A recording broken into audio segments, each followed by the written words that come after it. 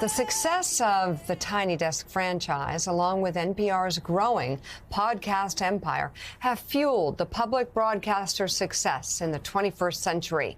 But now, the future of the organization is in doubt, with the Trump administration eyeing cuts to federal spending. In January, Trump's FCC chair, Brendan Carr, launched an investigation into NPR, urging Congress to cut the public broadcaster's funding altogether.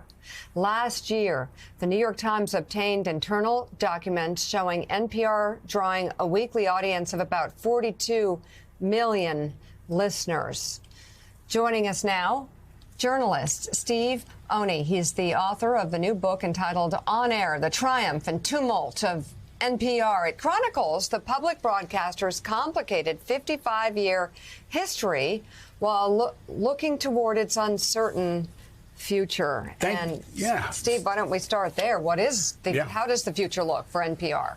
Well, if I could tell you that, I would be a seer, and I'm not a seer. I'm a mere mortal. But they're going to face a rocky road in the future, and every 17 years, it's like the cicadas returning. Generally, when there's a Republican uptick in power, someone comes after NPR's finances. The last time was in 2011 after the Juan Williams firing by NPR. Before that, Newt Gingrich in 1995 said he would zero out the Corporation for Public Broadcasting. And prior to that, Ronald Reagan came after them in the mid-'80s. So each time NPR survived, but the world has changed greatly, and we don't have the kind of stability in the media landscape that was there even in 2011. So we'll find out. Sorry to be so equivocal, but we'll find out.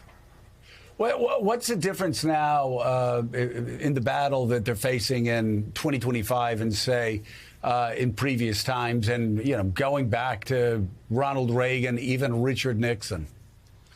Well, Nixon really went after PBS. NPR wasn't quite on Nixon's radar. But in 1995, when Newt Gingrich went after public broadcasting, what he found out was that the way that translated out in the country is he was coming after all these towns and cities in America that have beloved NPR or PBS members. And so it was like he was attacking the local communities, and there was an amendment in Congress, and it was shot down by a 2-to-1 vote. And I think what's changed is we no longer have this idea of our information is stovepiped. I mean, we don't live in a world where Walter Cronkite could come on the evening news and say that's the way it is. We don't agree on how it is anymore, and people get news that tends to confirm their predispositions and their biases. So NPR is still trying to play it down the middle, still doing it the old-fashioned way, and we'll see if there's an audience for it. I think there is, but that's what they're going to come up against. Well, I mean, you look, still, it's extraordinarily important in the heartland, where the dwindling of local newspapers, local news sources, so many people in middle America, where I grew up, still listen to NPR to get their news. That's one part of it. But I've got to say, also, and you talk about this, the development of these massively successful podcasts like This American Life. I mean, is what 3.5 million listeners a week?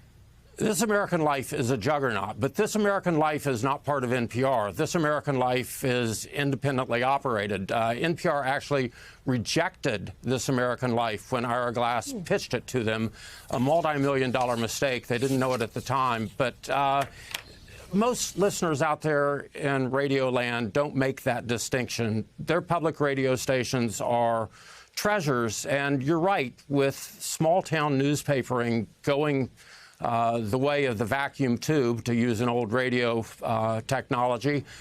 What else is there? Public radio presents the news. I grew up in a flyover state, too. I grew up in Georgia, Joe. Don't hold that against me as a Gator Bama man, but it's where I was born, Georgia. Well, then we're on the same page.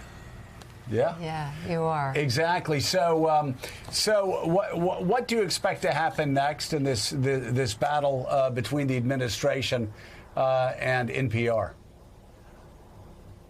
You know, the last fight, the Juan Williams fight, Jon Stewart said a very funny thing on his Comedy Central show. He said, NPR, you got in a fight with Fox News and the Republicans, and you brought a tote bag full of David Sedaris books to a knife fight. And it was very funny, and he got a lot of laughs. And I think this time NPR needs to bring a knife to the fight. NPR needs to stand up, declare its purposes, declare its value, and not assume anything.